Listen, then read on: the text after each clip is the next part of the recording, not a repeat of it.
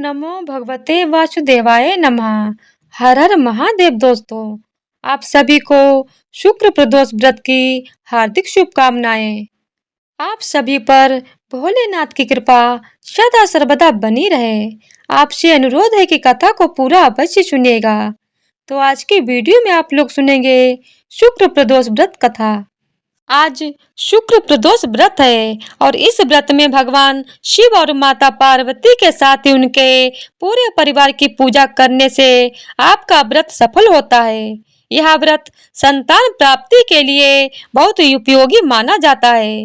प्रदोष व्रत शुक्रवार को पड़ता है तो यह शुक्र प्रदोष कहलाता है। शुक्रवार के शुभ योग में प्रदोष का व्रत करने से आपको भगवान शिव के साथ माँ लक्ष्मी भी प्रसन्न होती हैं। हर माह में आने वाला प्रदोष व्रत भगवान शिव की कृपा पाने का सबसे बड़ा दिन होता है। शुक्रवार को पड़ने वाले व्रत को शुक्र प्रदोष व्रत कहते हैं। इस दिन किए जाने वाले प्रदोष व्रत से सुख समृद्धि और सौभाग्य का वरदान मिलता है। प्रदोष व्रत की पूजा शाम के समय प्रदोष काल में की जाती है। यह प्रदोष सूर्यास्त से लगभग 1 घंटा पहले का समय होता है, जो प्रदोष काल कहलाता है। धार्मिक ग्रंथों के अनुसार प्रदोष व्रत करने से भगवान शिव शंकर की पूर्ण कृपा प्राप्त की जा सकती है। इससे जीवन में किसी प्रकार का अभाव नहीं रह जाता है। इतना ही नहीं, समस्त आर्थिक संकटों का समाधान करने के लिए प्रदोष व्रत अवश्य करना चाहिए। इस व्रत के प्रभाव से हर तरह के रोग दूर होकर बीमारियों पर होने वाले खर्च में कमी आती है। भगवान शिव को ज्ञान और मोक्ष का दाता माना जाता है, अतः अध्यात्म की राह पर चलने वालों को प्रदोष व्रत अवश्य करना चाहिए। तो आइए जानते हैं शुक्र प्रदोष व्रत की कथा। एक नगर में 3 मित्र रहते थे, राजकुमार, ब्राह्मण कुमार और तीसरा धनिक पुत्र।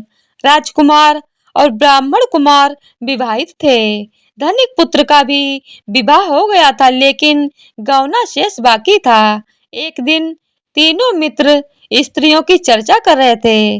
ब्राह्मण कुमार ने स्त्रियों की प्रशंसा करते हुए कहा, नारीहीन घर भूतों का डेरा होता है। धनिक पुत्र ने यह सुना तो तुरंत ही उसने अपनी पत्नी को लाने का निश्चय कर लिया। तब धनिक पुत्र के माता पिता ने समझाया कि अभी शुक्र देवता डूबे हुए हैं, ऐसे में बहू बेटियों को उनके घर से विदा करवा लाना शुभ नहीं माना जाता। लेकिन धनिक पुत्र ने एक नहीं सुनी और ससुराल पहुंच गया। ससुराल में भी उसे मनाने की कोशिश की गई, लेकिन वो जिद पर अड़ा रहा और कन्या के माता पिता को उनकी विदाई करनी पड़ी। विदाई के बाद पति पत्नी शहर से निकले ही थे कि बैलगाड़ी का पहिया निकल गया और बैल की टांग टूट गई। दोनों को चोट लगी, लेकिन फिर भी वो चलते रहे। कुछ दूर जाने पर उनका पाला डाकुओं से पड़ा, जो उनका धन लूटकर ले गए। दोनों घर पहुंचे, वहां धनिक पुत्र को सांप ने डस लिया। उसके पिता ने वैद्य को बुलाया तो वैद्य ने बताया कि वो 3 दिन में मर जाएगा। जब ब्राह्मण कुमार को यह खबर मिली तो वह धनिक पुत्र के घर पहुंचा और उसके माता पिता को शुक्र प्रदोष व्रत करने की सलाह दी और कहा कि इसे पत्नी सहित वापस ससुराल भेज दें। धनिक ने ब्राह्मण कुमार की बात मानी और ससुराल पहुंच गया, जहां उसकी हालत ठीक होती गई। यानी शुक्र प्रदोष के महात्म्य से सभी घोर कष्ट दूर हो गए। इस दिन कथा सुने अथवा कथा सुनाएं तथा कथा समाप्ति के बाद हवन सामग्री मिलाकर 11 या 21 या 108 बार ओम ह्रीं क्लीं नमः शिवाय स्वाहा मंत्र से आहुति दें। उसके बाद शिव जी की आरती तथा प्रसाद वितरण करें। उसके बाद भोजन करें। कहा जाता है कि शुक्रवार को प्रदोष व्रत सौभाग्य और दाम्पत्य जीवन में सुख समृद्धि भर देता है। यही कारण है कि आज के प्रदोष व्रत का काफी खास माना जा रहा है।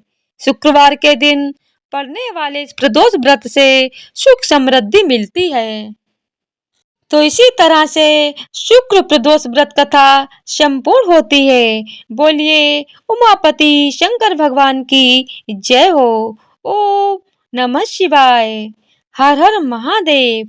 तो आज की वीडियो अगर आप लोगों को पसंद आई हो तो वीडियो को लाइक शेयर और चैनल को सब्सक्राइब कर दीजिएगा। धन्यवाद।